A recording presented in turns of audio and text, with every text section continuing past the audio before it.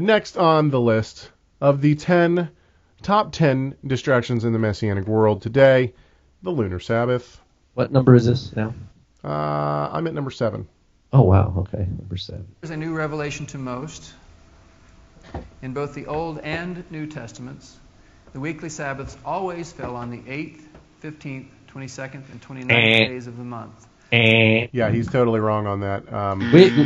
Yeah. I'm not From sure. Qumran alone, see, this guy doesn't know. From Qumran alone, they have calendars that say what days of the months that the Sabbath is on, and it can happen on any day, but they're all over the place. It's not like this guy says. But that's just it. This is the very beginning of a 3-part lecture, and from the very beginning, his argument falls short. Whether given the actual date or just enough information to determine this date, this holds true. Now, what does this mean, if anything, and how have we missed this for all these years? It's a good question.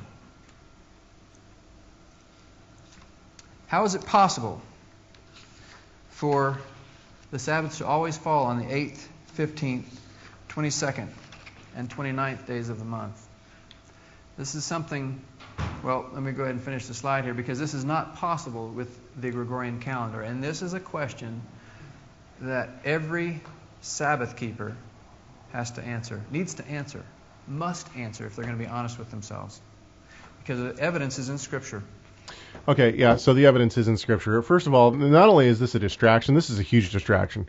It is. But not only is it a distraction, but there's 2 other elements that go along with this. Most of the time, and I should say, at least every time that I've seen it, okay, people who believe in Lunar Sabbath, it's just the beginning of the issues. The issues run far deeper.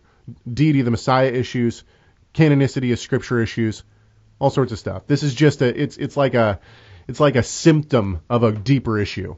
Okay, number 1. Number 2, it's not just a distraction, because what people who promote Lunar Sabbath are actually doing are telling people to not celebrate the actual Sabbath.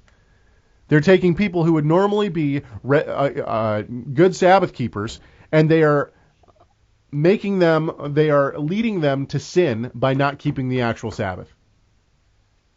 Yeah, one of the strangest doctrines is this, the doctrine of collective amnesia, where they think that, oh yeah, so everybody in the first century, Pharisees and Yeshua, they kept the Lunar Sabbath, but then somewhere there was a collective amnesia, and everybody forgot, and everybody started doing it wrong, and only now is the new revelation coming out.